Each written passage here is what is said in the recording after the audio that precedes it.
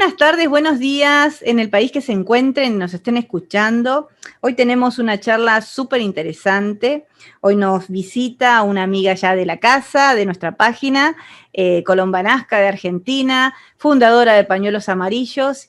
Y bueno, vamos a empezar con un tema que hablábamos con Colomba, creemos que no se toca muy seguido y tal vez no tenemos muy claro, y por eso nosotras vamos a tratar de conversarlo y llevarlo adelante. Vamos a hablar entonces, Colomba, ¿de qué? Vamos a hablar de pedofilia y de incesto. Y de incesto. Bien. Sí. Dos cosas que son muy interesantes porque hacen a la esencia de la sociedad, a la esencia del ser humano, digamos. Entonces, más allá de lo que es el delito y más allá de los procesos judiciales, también está esto, ¿no? De ver por qué, de entender un poquito más de qué se trata esto, de qué se trata el abuso sexual. Yo siempre digo, ¿qué hay detrás del abuso sexual?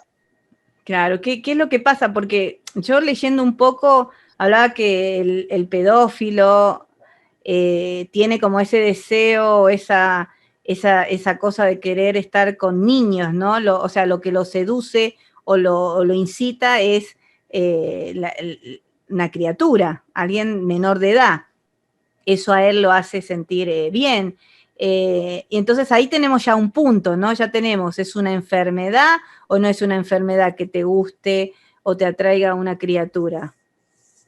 Es una parafilia, así lo denomina la Organización Mundial de la Salud. O sea, lo considera todavía una parafilia. O sea que estamos hablando de algo que no es correcto, digamos. Exacto. O que no está aceptado. Porque no digamos si es correcto, sino que no está aceptado. Que es la atracción sexual de los niños, de los adultos hacia los niños. Y ahí, sí, lo que es la pedofilia, siempre me preguntan, que lo acabamos de decir, lo que es el pederastra y el pedófilo. El pedófilo es el que siente la atracción por niños, tiene ese deseo de consumir incluso lo que es la pornografía infantil, o de verlos a los niños, pero que no todas las veces llega a cometer un abuso sexual. Entonces son personas que pueden estar medicadas, o sea, si alguien sufre de esto, que por favor busque ayuda psiquiátrica, médica. Generalmente, si son hombres, los que le dan medicación para que baje la testosterona y baje ese impulso sexual.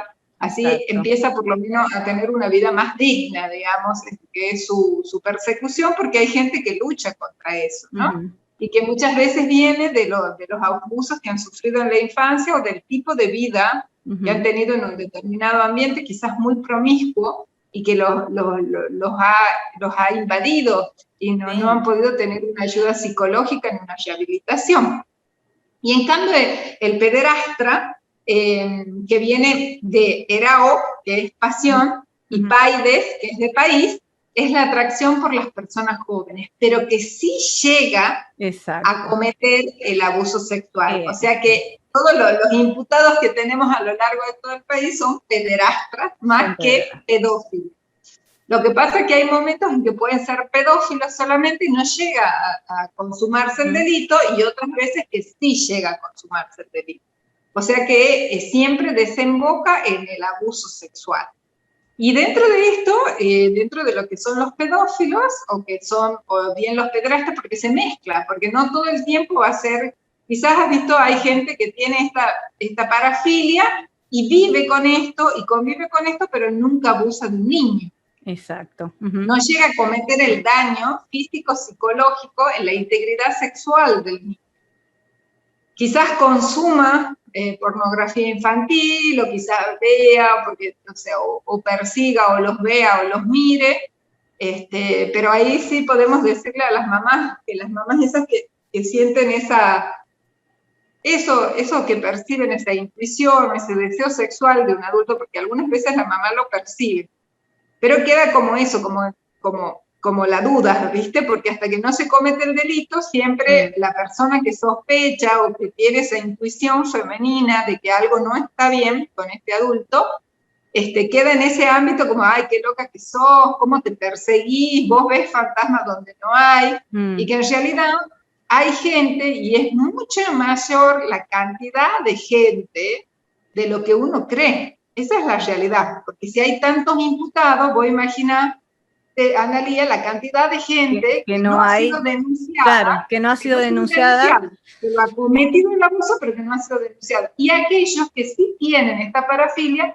pero que no han llegado a cometer el abuso, pero que el niño también se siente, que es el acoso. El acoso.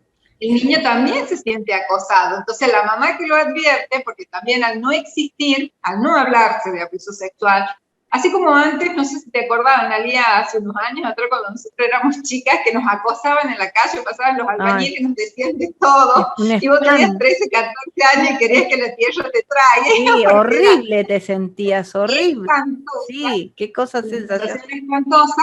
El niño que está cerca de un pedófilo siente ese deseo sexual, por más que el pedófilo no llegue a cometer el delito, o sea, lo incomoda, lo acosa, lo invade físicamente, lo molesta.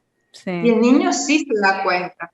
Muchas veces el niño se da cuenta, y por eso las mamás tienen que estar atentas, o las mamás, las abuelas, las tías, todas las mujeres en realidad, tienen que estar atentas, porque el niño sí siente una incomodidad, y lo que el pedófilo trata es de engañarlo, de seducirlo con algo que le guste. Entonces como que cambia ese acoso y le entrega o juguetes o caramelo o chocolate, lo que sea, para que el niño no interprete esa molestia y lo comunique a una persona que pueda ayudar. Claro, lo disfraza como que es un cariño, que eso es amor, ¿no? Ponele si es un pariente, ¿no? Si yo soy tu tío, soy tu... ¿no? Soy tu tía, ¿no? No pasa nada porque esto es de cariño, esto es de amor, pero lo vamos a mantener en secreto porque si no, no nos van a dejar demostrarnos este amor, ¿no?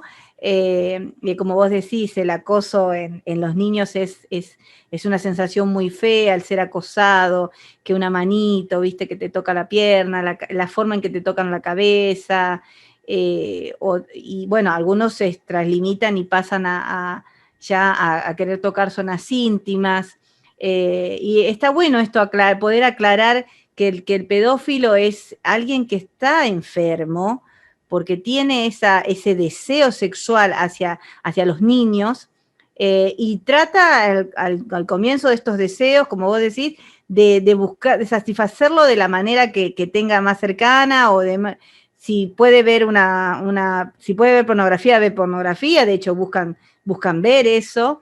El tema es, como decís, alerta cuando tenemos a alguien en la familia o algún conocido que sabemos que esto puede estar pasando, porque puede pasar al otro extremo, puede pasar al segundo, que sería el pedrastra, donde consuman el hecho ya, ¿no? Donde ya se perpetra y donde ya se comete la violación y el abuso sexual al niño, y ahí comienza otro tema, ¿no? Ahí ya tenemos un delito.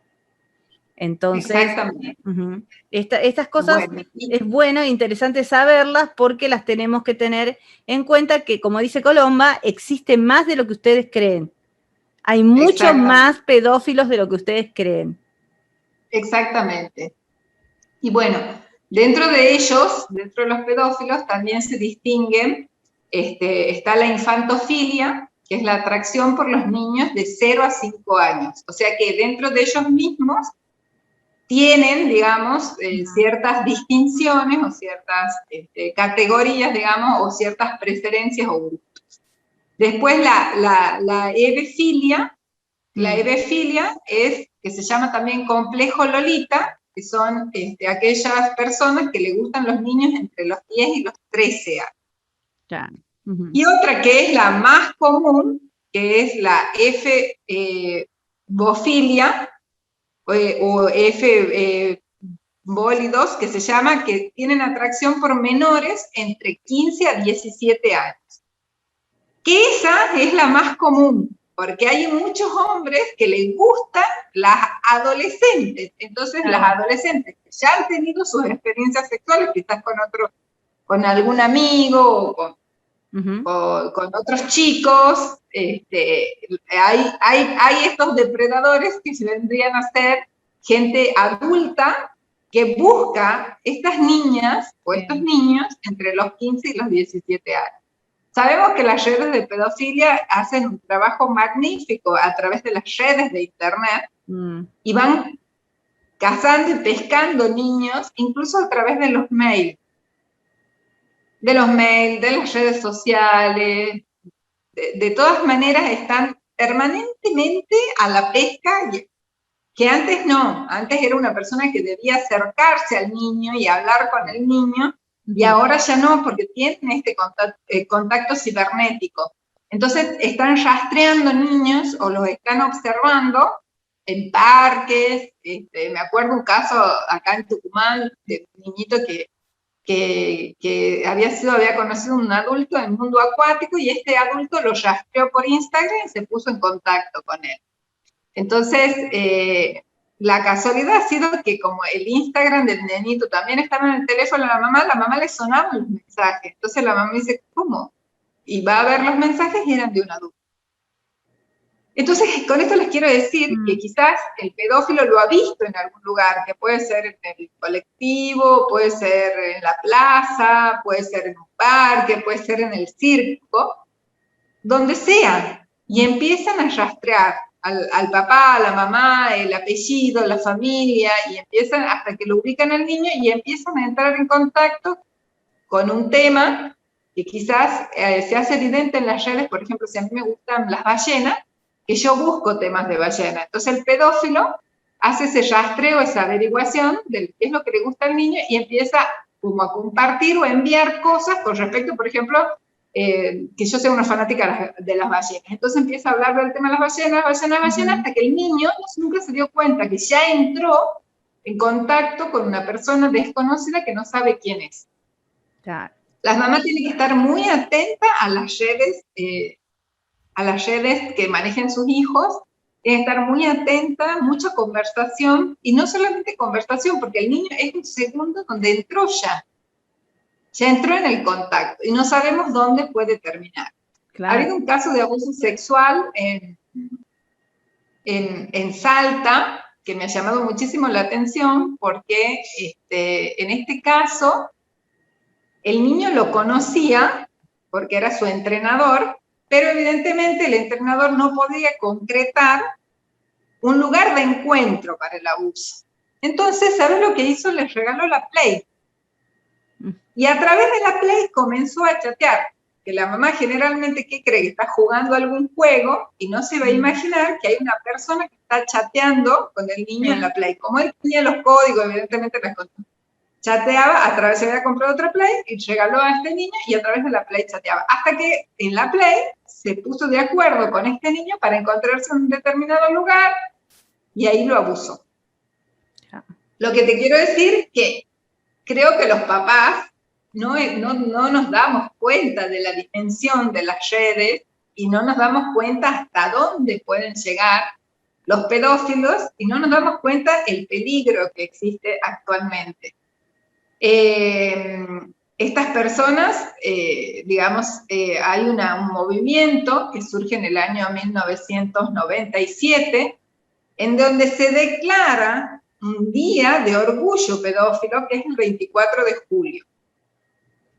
Entonces, hay una corriente y hay activistas, porque pedófilos escondidos en la intranet tenemos miles de millones, redes de pedofilia por todo el mundo, por todo el país, con códigos que ellos solo conocen y con códigos con lo cual de acceso que ellos entran, se conectan y rastrean a sus víctimas, las ubican y las toman como presa fácil.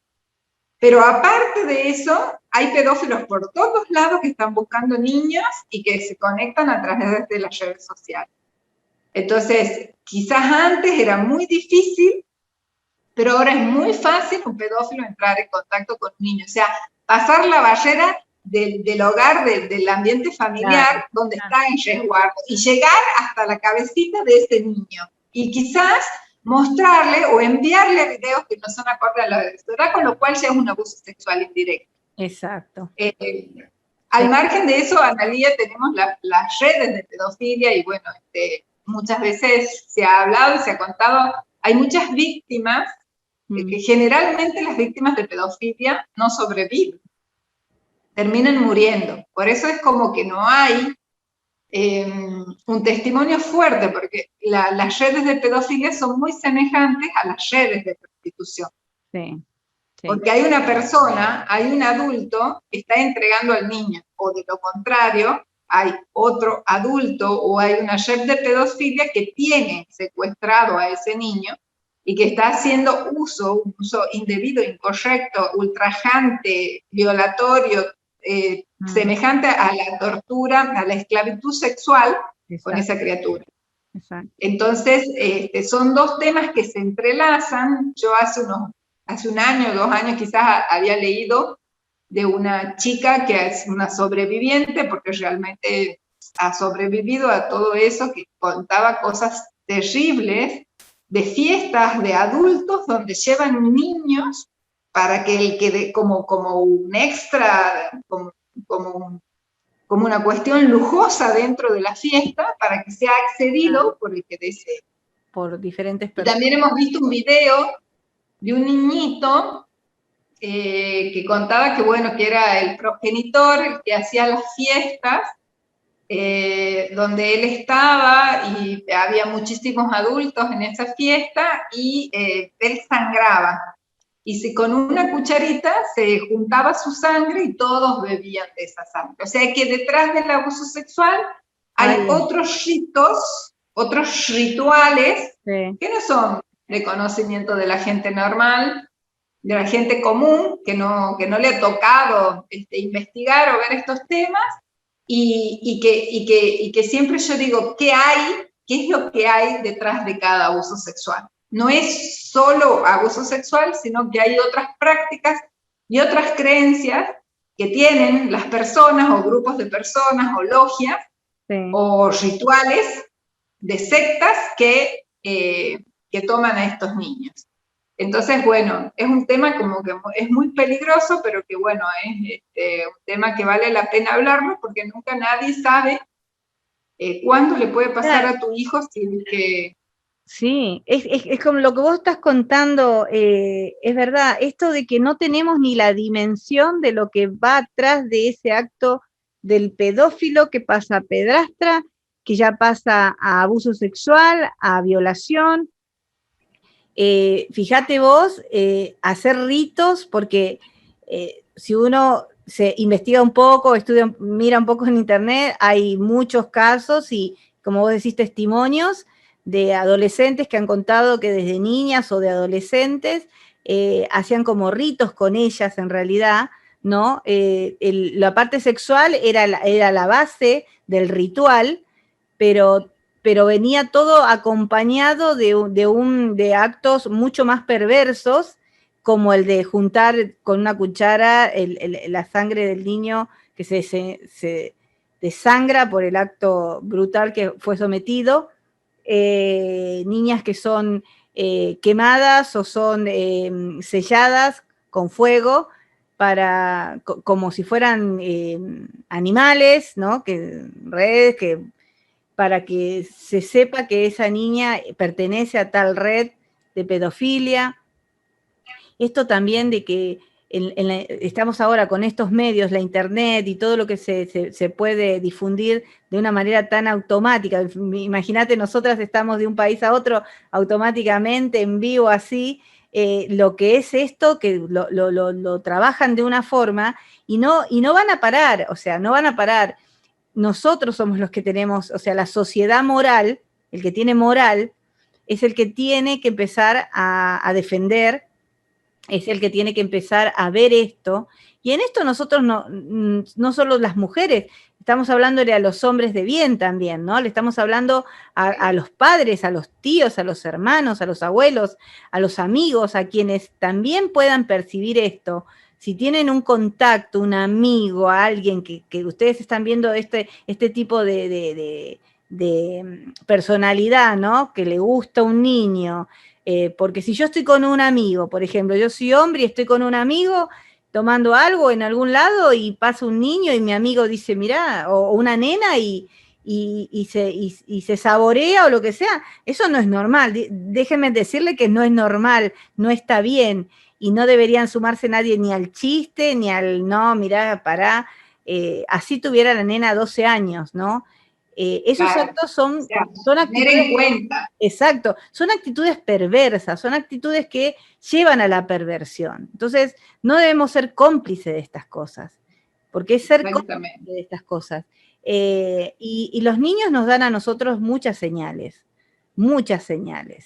¿no? El niño cambia, la actitud de un niño cuando empieza a ser acosado, que es el comienzo del abuso, cambia, ¿no? Tiene otras actitudes, está más retraído, tiene miedo, no quiere estar en cierto lugar, no quiere que alguien se le acerque, le pide a la mamá no quedarse en cierto lugar, llora, empieza a demostrar de alguna manera, y tenemos que estar atentas a los cambios de nuestros hijos, de nuestros sobrinos, del niño que sea, pertenezca a una familia, ¿no? Entonces, Sí, o en la escuela, la maestra también. en la escuela, los maestros, cuenta. claro, los maestros se dan cuenta, o sea, los maestros nos damos cuenta si pasa algo.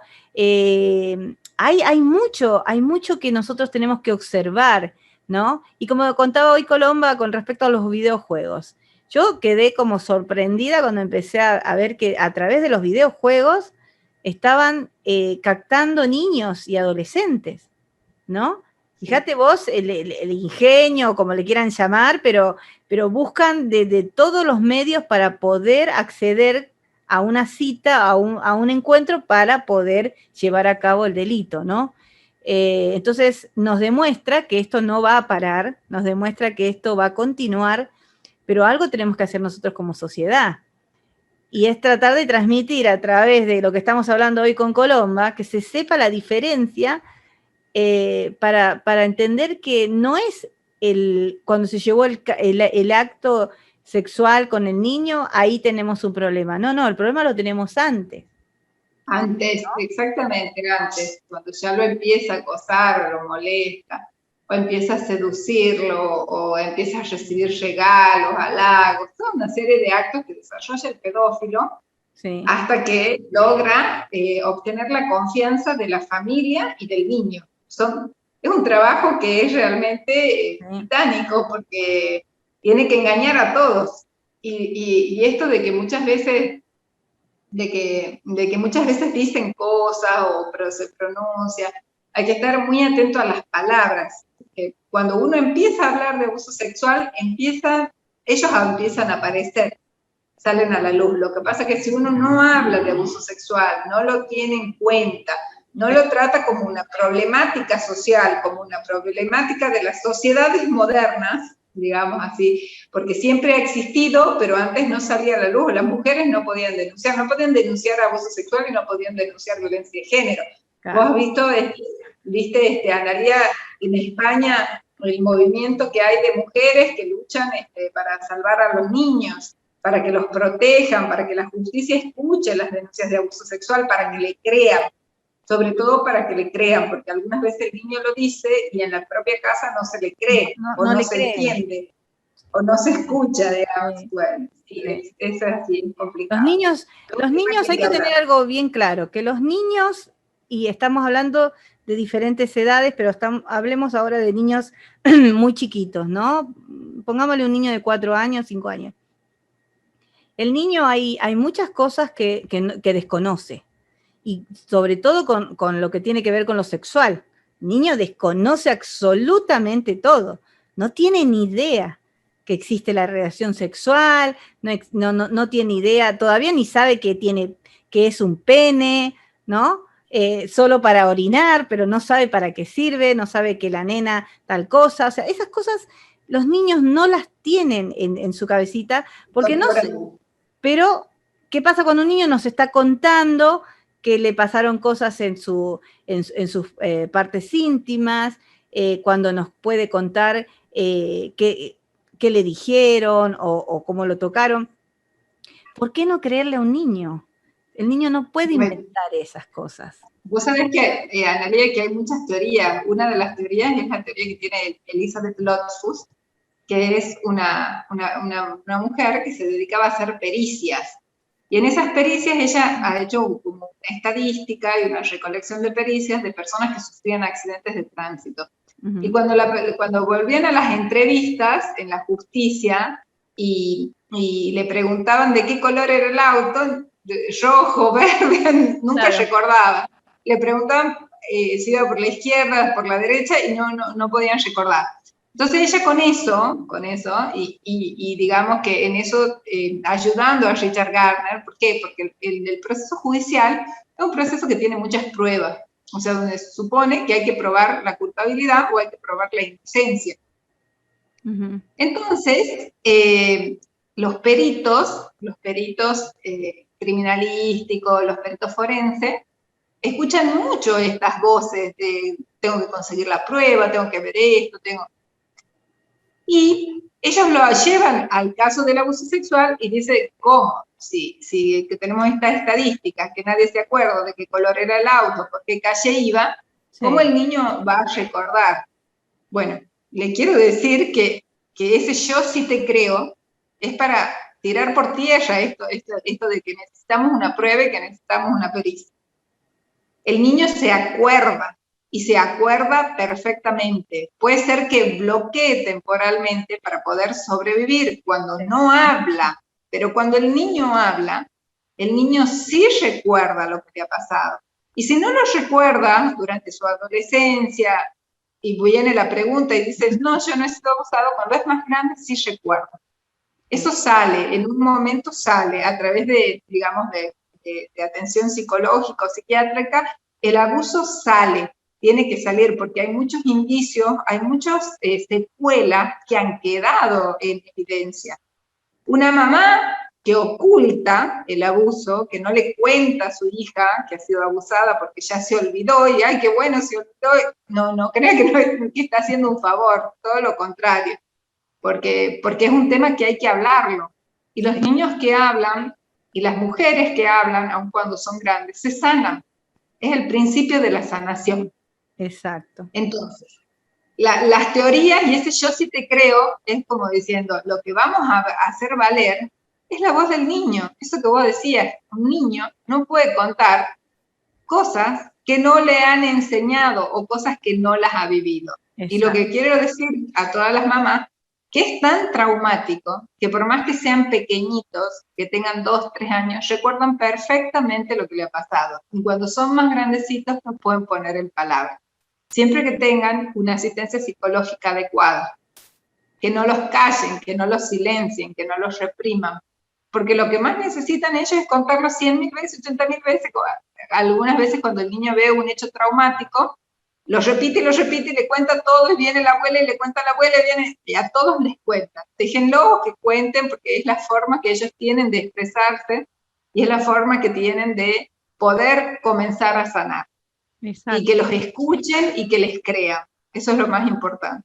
Sí, cuando vos estabas hablando yo pensaba en dos libros que podemos recomendar para que lean.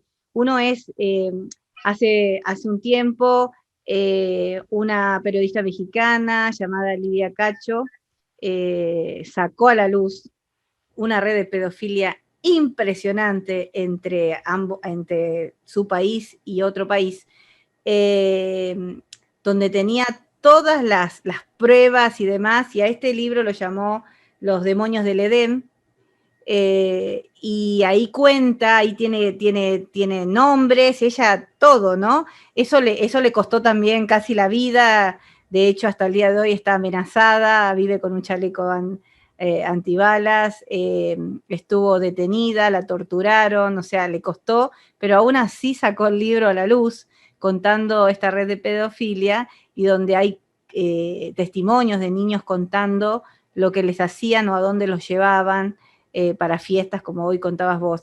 Y también hay un libro que yo leí cuando era muy chica, era un adolescente, en ese momento en Argentina la traducción era Eudrina II, o sea, era el nombre de una nena, Eudrina II, y recuerdo que cuando la historia cuenta que es una hija única, viven de una familia muy acomodada, que viven a las afueras de la ciudad, o sea, tipo bosque, muy lindo lugar, y es abusada sexualmente, salvajemente, por alguien cuando ella va al bosque y demás. Entonces los padres, que no quieren que se entere la sociedad, ¿no? Que la hija fue abusada,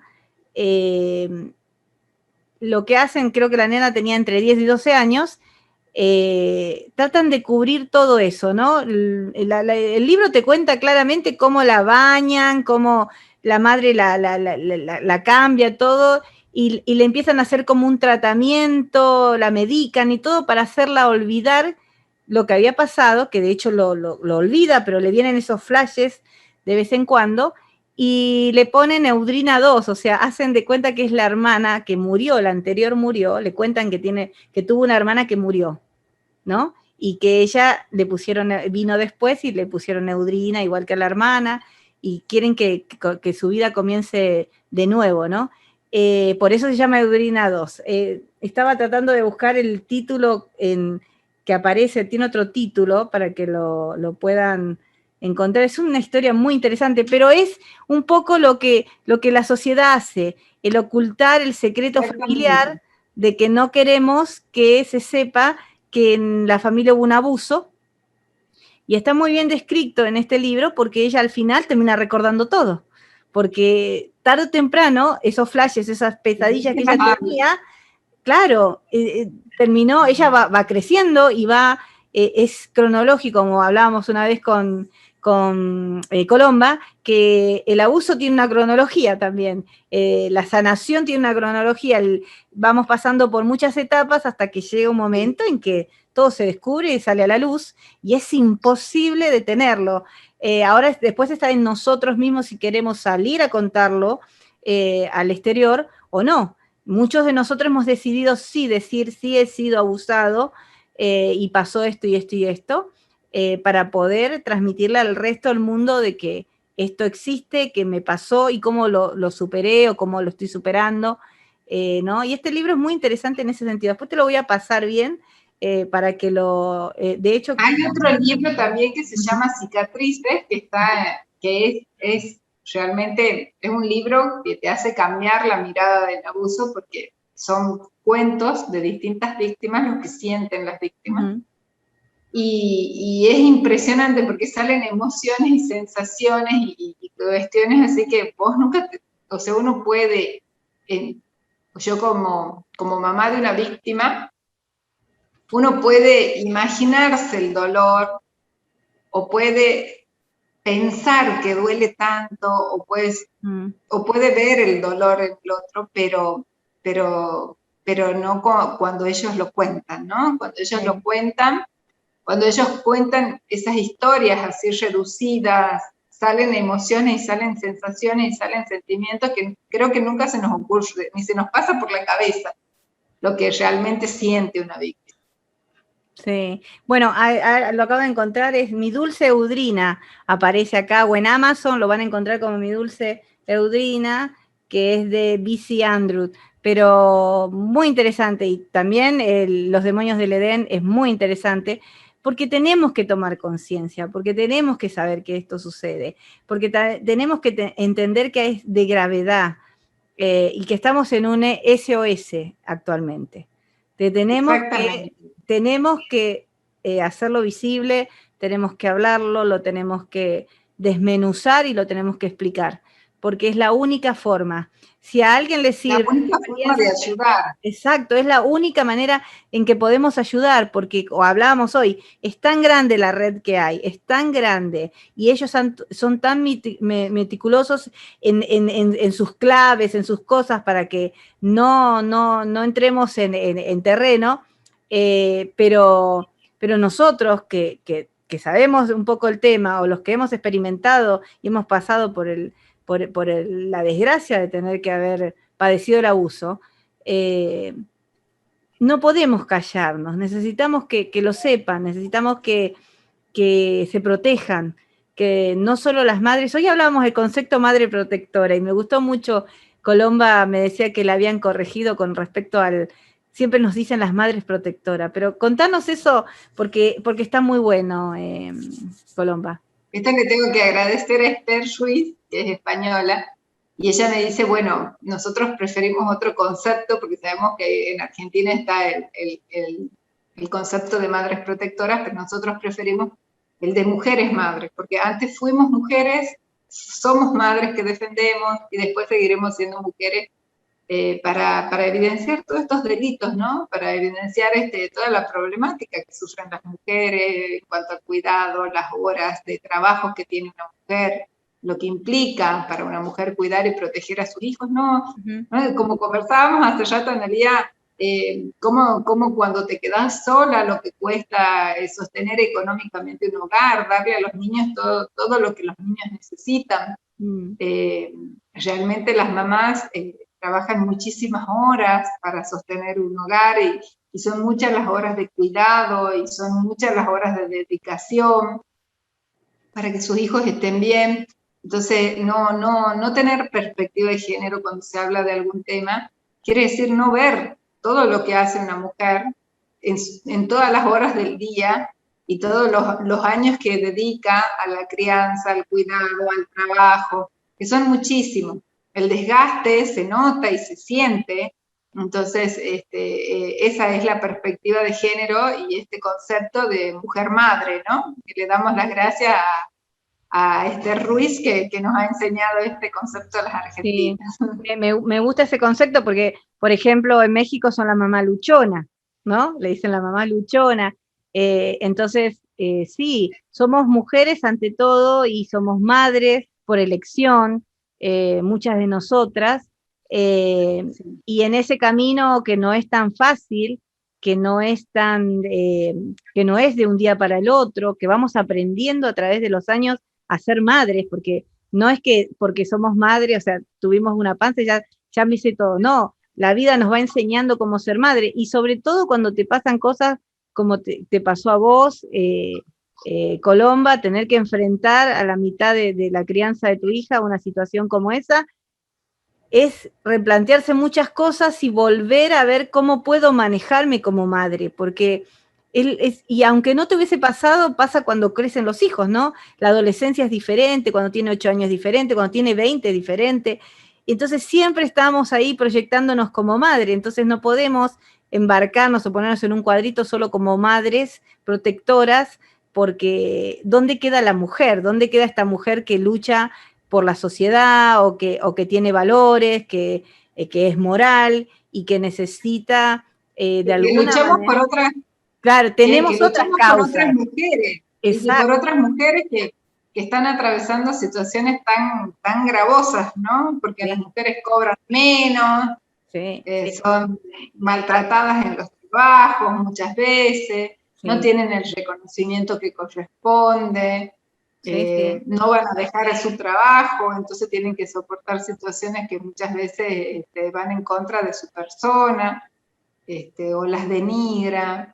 Bueno, y todas esas cosas son cosas que hay que seguir corrigiendo, que creo que la sociedad tiene que seguir corrigiendo. Sí, porque nos va a hacer, nos hace un bien.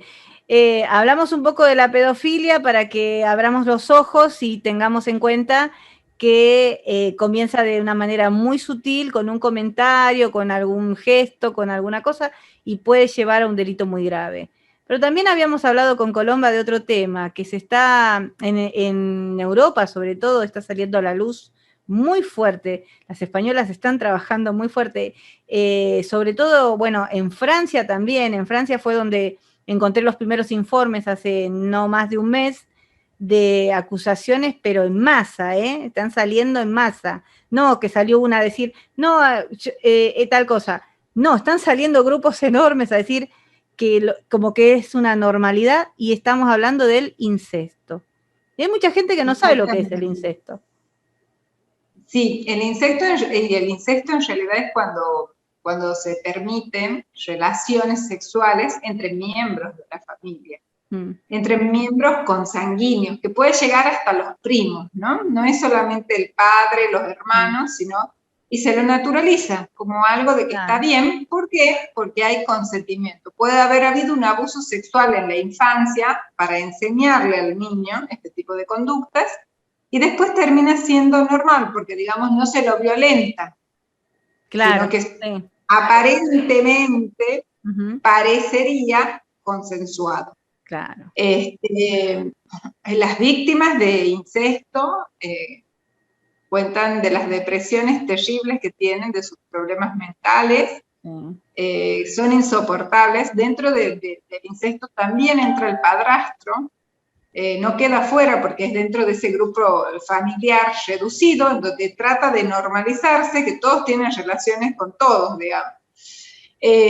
Los problemas del incesto muchas veces son culturales, y también está relacionado con algo que me ha llamado bastante la atención, que es esto de considerar o creer que es un determinado tipo de linaje que no quiere mezclarse con el resto de las personas. Entonces se cierran, no se van a relacionar con otros externos, y se terminan casando entre primos hermanos, entre hermanos, y se dan esas relaciones incestuosas.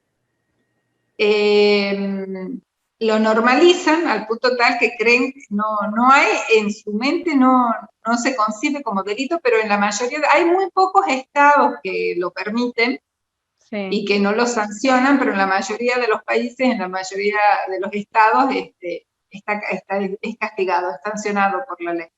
Lo que trae aparejado, en muchos casos en donde que se podría dar, dice, con esta cuestión de la donación de óvulos y todo esto que está sucediendo, en todas estas cosas nuevas, lo que hay aparejado, trae detrás de esto la atracción genética. Dice que serían aquellas personas que no han conocido a sus progenitores o a hermanos, y bueno, van a algún lugar, no saben que son parientes, y se encuentran. Y aparece la atracción genética, para ellos son dos extraños, que es algo que uno antes no se imaginaba que llegue a pasar, digamos, no era algo que esté concebido en la mente de uno. Uno cree que las familias se estructuran, ya las familias no se estructuran de esa forma, de la forma convencional. Entonces podría, digamos, con el tiempo, y el mayor problema del incesto es la complicación genética que puede traer. Porque sí, pueden derivarse enfermedades, porque, digamos, al ser todos, digamos, a todos los que pertenecen a esa región, o a esa zona, o a ese lugar, y los genes se mezclan, se fortalecen, digamos, las enfermedades. Entonces eso, que también sucede con la poligamia, ¿no? Porque, bueno, también aparece esto en la poligamia, empiezan a aparecer enfermedades, porque realmente no se sabe la identidad de los niños, y se empiezan a mezclar los genes de uno u otro, pero siempre quedan cerrados en esa comunidad. Lo cual traería, pero bueno, el incesto, como vos decís muy bien, Me Too, el movimiento Me Too, aparece en Francia, como diciendo, hay muchísimas personas que hemos vivido esto y que sufrimos secuelas terribles y que no lo queremos, y que es insoportable y que trae exactamente las mismas secuelas o el mismo daño que el abuso sexual. Claro, porque vos pensás, yo vi un informe de una chica en Francia que creo que fue la primera en denunciar y sacar a la luz y dar una entrevista, y ella contaba que, bueno, esto comenzó de muy chiquita, de muy niña, como vos decís, con abuso, primero con acoso, después con abuso, como para enseñarle que esto es normal. O sea, que mira lo que va a pasar ahora, esto lo vamos a hacer siempre, y lo va a hacer el abuelo, y lo va a hacer el primo, y el tío, y papá, o sea, lo van a hacer, y vos tenés que acceder, ¿no? Ella cuenta un poco eso, y no pasa nada, está todo bien, porque esto pasa en todos lados, todas las familias lo pasa, pero no lo vamos a hablar, no tenés que salir a contarlo. Entonces, claro, ella creció siendo abusada, porque eso es abuso, aunque lo quieran disfrazar, por su propio padre, por el abuelo, por los hermanos. Y entonces cuando empezó en la secundaria, claro, la característica de una persona que es abusada, aunque le aclaren y le digan que es normal y que está todo bien, no es lo mismo, porque hay algo, claro, hay algo que a vos te dice que está mal, o sea, hay algo, de hecho, siendo un niño, hay algo que con un adulto, un niño, está mal. Lo rechazás. Exacto, hay algo igual. Bueno, entonces ella tenía su personalidad y veía que otras chicas tenían esa personalidad, ¿no? Y conversando y bueno, tratando de salir adelante, ahí empezó a escuchar y a hablar con otras personas que no estaban padeciendo lo que ella padecía, que no era normal eso en la familia, ¿no? Y le decían. Lo que pasa es que en el caso del incesto es como que le enseñan a dar un consentimiento, pero en realidad, claro, vos cuando sos niño no podés dar consentimiento. No, exacto, nunca podés dar consentimiento de algo que está fuera de los parámetros normales y morales. Entonces ella dice, empezó a darse cuenta que no todos vivían igual, que eso no era verdad y que le habían mentido. Y la frustración fue mayor y el dolor fue mayor y el hartazgo y el asco, como ella explicaba, fue aún mayor todavía, porque si hasta el día anterior había aguantado de alguna manera, entre comillas, que la tocaran y tuvieran relaciones con ella, cuando empezó a entender que esto no era normal, no quería que ni se le acerquen. Empezó a tener ya reacciones violentas, empezó a tener, ¿no? Y ya es como está quebrando el patrón, está rompiendo el patrón familiar y algo pasa, ¿no? Entonces pudo liberarse, pero estamos hablando que se liberó mucho más pasado su adolescencia, ya siendo una chica de más de 20 años, y hoy tratando de sobrevivir a todo lo que tiene por dentro, que no lo puede creer, o sea, porque le hicieron creer que ella estaba de acuerdo, eso es lo peor de todo, ¿no? Que estaba... Eso es lo que el incesto te atormenta, porque cuando te das cuenta que no es normal, y aparte porque has sido vulnerada en todo, en tu libertad, en tu integridad sexual, en tu psiqui. En tu elección sexual, en todo. Y cuando nos ponemos, porque nosotros nos ponemos a pensar como adultas, ¿no? Como mujeres adultas, que nosotras decidimos si queremos o no tener sexo, ¿no? Decidimos si o sentimos o no sentimos deseo. El problema cuando pasan estas cosas con los niños y los adolescentes, ellos no tienen esa elección. Ellos no tienen la elección de estar con quien quieren estar. Ellos no les dan ni tiempo a tener ganas de tener esa relación, ¿no? Porque siempre es una imposición y es todos los días y es una cosa, porque el perverso comete esos actos diariamente, todas las veces que pueda, ¿no? Es como una locura. Que en la vida normal que cualquier ser humano puede tener no es así. Entonces ellos tampoco tienen esa libertad de decir hoy no, o no quiero, no siento ganas, no me gustas, ¿no? Y esto es algo de lo que ella contaba, ¿no? Se había perdido todo eso, casi 30 años de su vida había perdido eso que toda mujer podía haber tenido, o niña o adolescente, el deseo, el que me guste. Entonces ya ni sabía qué le gustaba. Como ella dijo, yo ya no sé qué me gusta. Hay también sería como un cuento, una anécdota así de una niña de 14 años más o menos, que bueno, el padrastro la llevaba a estar con amigos de él. Y ella creía que ella la había decidido, porque le gustaba ir y había experimentado su sexualidad con todos los amigos y con el mismo padrastro, y ya los manejaba, y ya hacía striptease, y después con los años, o sea, ella, para que veas que aun cuando se consiente, o sea, consciente en lo que ella creía que consentía, porque ella la engañaba a su mamá, digamos, yendo con el padrastro, hacía un montón de cosas para que la mamá no se dé cuenta, y con el paso de los tiempos había quedado anémica, delgada, empezó la depresión, porque eso fue como un juego que se mantuvo durante un tiempo y que a ella le gustaba jugar, pero en realidad no se daba cuenta cómo se estaba deteriorando física y psicológicamente. hasta que está muy delgadita, se enferma, y ahí es donde en la enfermedad aparece esto, ¿no? Que en realidad ella nunca consintió nada. La hicieron creer, la cultura, que ella consentía, y la hicieron creer que a ella le gustaba. O sea, este concepto tan complejo para las mujeres, ¿no? De lo que uno desea, del deseo femenino y del consentimiento. Exacto. Cuando una mujer tiene la capacidad o la habilidad o para poder expresarse, para poder consentir una relación sexual. Y no que te tengan te convencen de como si a vos te gustaría y que vos sos la que querés. O sea, es un engaño para los niños. Exacto, ¿no? y es un poco lo que contaba esta chica, y lo más traumático que tenía para sacarse de encima era eso, ¿no? El haber creído que ella estaba contenta con esa situación y lo aceptaba, y da como mucho, decía, asco y culpa y bronca, ¿no?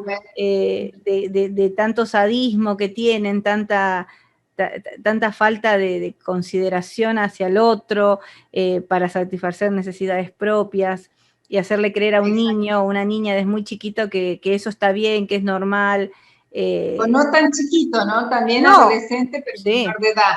A veces pasa. En este caso, ella comenzaron con ella a los 8 años, como esto va a pasar siempre y es normal, esto ya empieza a pasar en la casa. Y ella lo vio en sus hermanas, lo vio en sus primas, ¿no? Utilizaban a las niñas de la familia como a partir de los 8 años como algo que ustedes ya a partir de hoy tienen que satisfacer a toda la familia, ¿no?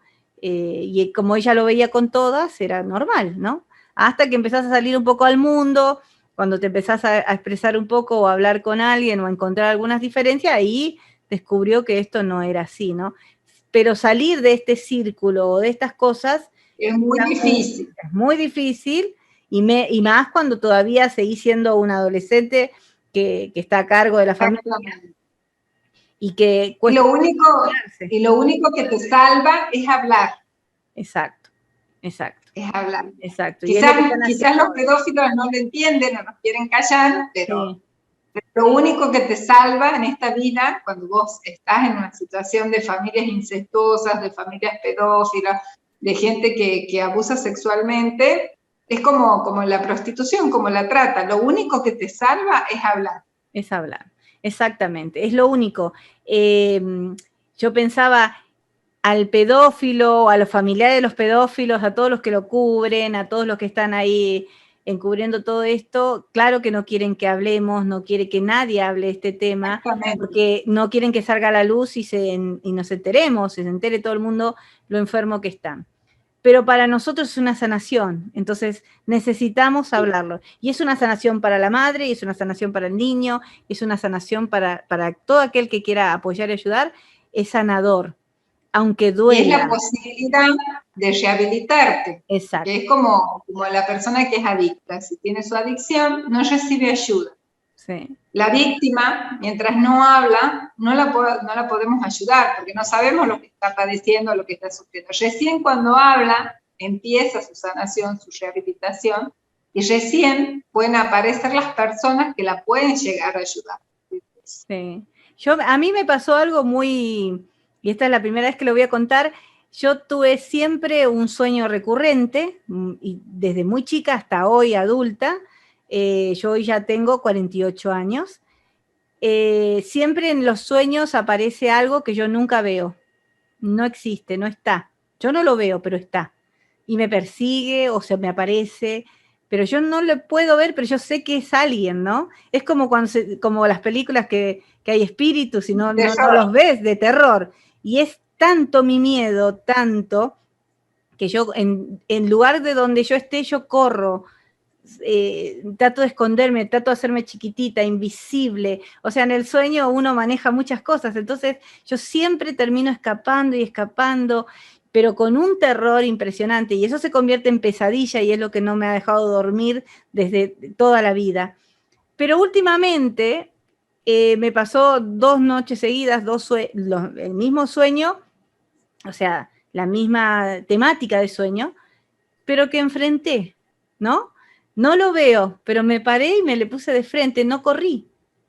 y le grité y le dije que se fuera, ¿no? Y fue tan aliviador, fue tan, y esto me pasó hace 3 semanas, ponele, que desde hace 3 semanas que yo duermo, o sea, duermo más tranquila, duermo en paz, no tuve Hace más 3 semanas que pesadillas. hemos tenido la entrevista Sí, con Jimena.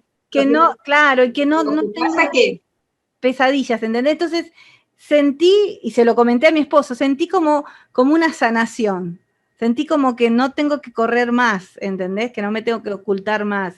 Eso, por lo menos, esa sensación me dio. Creo que las es sanaciones vienen que de a las poco. víctimas tienen que hablar, tienen que contar sus pesadillas, aunque bueno,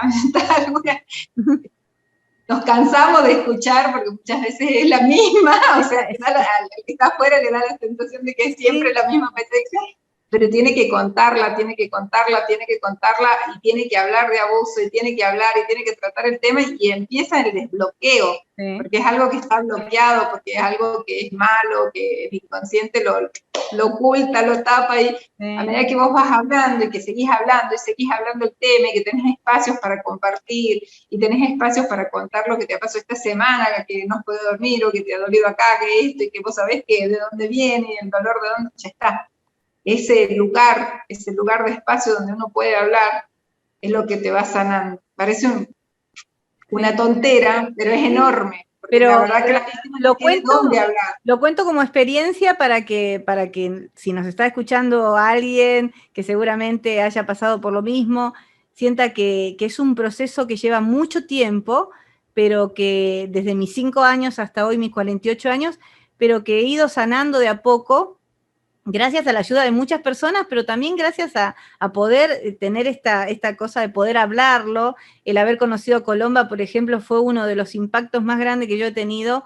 Desde el primer día que hablamos, cuando me empezó a hablar y me decía cosas, yo decía, ay, pero ni que me conociera, ni que supiera que me pasó. O sea, cómo estaba ella ahí. Entonces me hizo ver con claridad, me sacó tantas dudas, y así que seguimos hablando y que la escucho en todas sus entrevistas, y que seguimos con todos los temas que estuvimos, cuando hablamos también con Jimena. Hace poco para Elígete a ti de México di mi testimonio de abuso en primera persona, y la primera vez que hablo del abuso completo y demás, sin detalles obviamente, para no herir al espectador más que todo, pero y fue como muy sanador todo eso, ¿no? Como que se me juntó, y eso es lo que me pasó hace 3 semanas. Digo, bueno, qué maravilla. En porque realidad, cuando empezás a hablar, es como si lo empezaras a enfrentar. O sea, lo que te ha pasado en el sueño es porque ya empezás a enfrentarlo. Durante muchos años la víctima no puede enfrentar a su abusador, y lo que hay que enseñarles es a que lo enfrente. O sea, si está cerca, por lo menos gritarle, por lo menos correte, o decirle, me has hecho daño, lo que sea, pero enfrentarlo, porque durante años, todas las noches has pensado que podía entrar y podría hacerte daño. Entonces, el enfrentarlo es lo que te sana también. Y digamos, en tu pesadilla vos lo enfrentaste. No, digamos, esa es la primera vez, sí, es la primera vez que me paro y le grito, y le digo que se retire, que se vaya, ¿entendés? Que no, y sentí tanto alivio, me desperté aliviada y me sentí, y descanso mejor, y no, hasta ahora no han regresado las pesadillas, y bueno, es todo un proceso, ¿no? Y vamos, yo creo que la sanación llega, tarda muchos años, y a algunos a lo mejor les puede tardar mucho más, pero llega. Y yo creo que es gracias a personas como Colomba, gracias a personas como todas las personas que nos están hablando, nos están dando su testimonio, todas las mujeres que han salido a decir, todas estas mamás de que luchan por sus hijas que hoy no están, a quienes han sido violentadas también sexualmente, o han querido hacer eso y por eso las mataron, por toda esta nueva generación. Somos una generación de antes, pero somos nueva en actitud. Somos una generación nueva en actitud. Somos mujeres que casi tenemos... conciencia. Exacto. En conciencia. Somos y mujeres somos más creadoras de conscientes. conciencia. Exacto, exacto. Y tenemos que sentirnos orgullosas de transitar esta vida, llegar casi a los 50 años y decir, bueno, hoy somos conscientes de tantas cosas y que podemos concientizar a otros y que estamos para eso. Estamos ahora en una etapa en nuestra vida en que tenemos que luchar por otras, ayudar a otras, apoyar a otras, seguir nutriéndonos nosotras, porque es necesario, para no bajar nunca la fuerza ni los brazos, pero yo estoy muy, muy orgullosa de esta generación mía de mujeres que hoy nos estamos renaciendo y nos estamos expandiendo en el mundo de una manera increíble y nos están respetando y llamamos la atención porque nos llaman de diferentes lugares. He visto el crecimiento de Pañuelos Amarillos, que creo que tienen un año. Nosotras nos conocimos más o menos cuando ya habías empezado y ha crecido Pañuelos Amarillos en Argentina, está en casi, creo que está en todas las provincias de Argentina, no se perdió ninguna y se ha traspasado a otros países como España, Italia ahora, y así continuará y espero que acá alguien agarre la posta. Yo la tengo tomada la posta como pañuelo amarillo acá en Estados Unidos, pero creo que esto es un movimiento maravilloso y todo ha surgido gracias a la conciencia, ¿no?, de muchas de nosotras. Así que felicitarte, Colomba. No tengo más que felicitaciones por tu trabajo y a todas las que integran Pañuelos Amarillos, que nos acompañan en la página también, que se han ido sumando de a poco a nuestra página, que nos visitan la página, que nos están compartiendo nuestras charlas. Eso es increíble. Les agradecemos a toda Argentina que... ¿Cómo será que de acá de Tucumán te van a hacer una entrevista? ¿Qué les parece? Eso, ¿no? Me llamaron para hacerme una entrevista desde Tucumán. Qué maravilla. Estoy muy agradecida y gracias a Colomba porque me he hecho visible gracias a Colomba.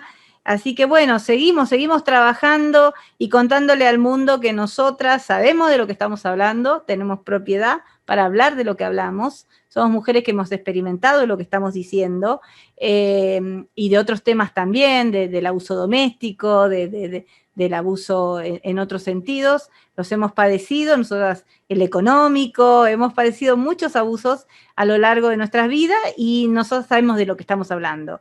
Estamos a disposición de quien nos necesite, de quien busque apoyo. Ya saben, por todo lo que tiene que ver con el abuso sexual infantil, si hay alguien que tiene la propiedad para hacerlo y conversar con ustedes y darles capacitación o ayudarlas a buscar los medios, es la señora Colomba Nasca en Argentina, fundadora de Pañuelos Amarillos, a quien aplaudimos desde acá y los países que nos ven. Y nada, Colomba, quiero agradecerte por este tiempo. Vamos a seguir hablando de estos temas, pero quiero dejarte este último momento para que nos des un mensaje y que pueda llegar al mundo. Y bueno, gracias, Analía. Bueno, también el hecho de que vos nos acompañes y apoyes, como hemos estado luchando los otros días en la legislatura, porque digamos, hemos empezado con esta lucha que es individual, que es el abuso sexual, y hemos encontrado estas víctimas. Y bueno, necesitaban tanta ayuda, necesitaban tantos lugares, necesitaban expresarse, necesitan curarse, necesitan rehabilitarse. Muchas veces no encuentran profesionales que las ayuden, entonces hemos visto que las necesidades son muchas. Y después nos hemos encontrado con esto, ¿no? Con una sociedad que tiene que empezar a decir, esto está bien o esto está mal para las mujeres. O sea, no podemos seguir permitiendo leyes que traigan más castigo a las mujeres. Hoy podés ser madre y quizás en este momento te tenés que comprometer, porque quizás sos jovencita, tenés 16, 17, 18 años, pero dentro de un tiempo vas a elegir a ser madre o no. O te van a matar una hermana, o van a recibir maltrato, una amiga. Y ya no podemos permitirlo, no podemos permitir que las mujeres sigan siendo castigadas, disciplinadas. Y creo que esto es lo que está diciendo no solamente Colomba y Tucumán y la Argentina, sino el mundo, ¿no? Creo que hemos hecho resonancia de conciencia de muchas mujeres que no queremos violencia. No queremos violencia para nuestra vida. Ni física, ni psicológica, ni moral, ni institucional. Exacto. Hemos sido violentadas por muchísimos siglos y siglos y estamos dispuestas hoy a luchar por nuestros derechos y por los derechos de todas las que no lo puedan hacer, por las que no están tan bien, y a exigir porque los derechos existen, porque las leyes están, y a modificar lo que haya que modificar, y a no callarnos la boca, y a alzar nuestra voz con verdad, como nosotros sabemos que es, y sé que vamos a tener los resultados que buscamos. Es un trabajo arduo, va a ser, vamos a tener muchas trabas, de hecho las tenemos a las trabas de todas maneras, pero estamos dispuestas, porque juntas vamos a poder. Esa es una actitud ya nuestra, ¿no? Así que bueno, queremos entonces dejarlos con este mensaje maravilloso que nos acaba de dar Colomba Nazca y decirles que los esperamos para el próximo programa, para lo que queremos que se inscriban a nuestros canales, pueden buscar a Colomba, ya tienen los datos, igual siempre ponemos los datos para que puedan unirse a su página. Queremos que nos cuenten, que nos comenten, si les gusta, si necesitan algo en especial.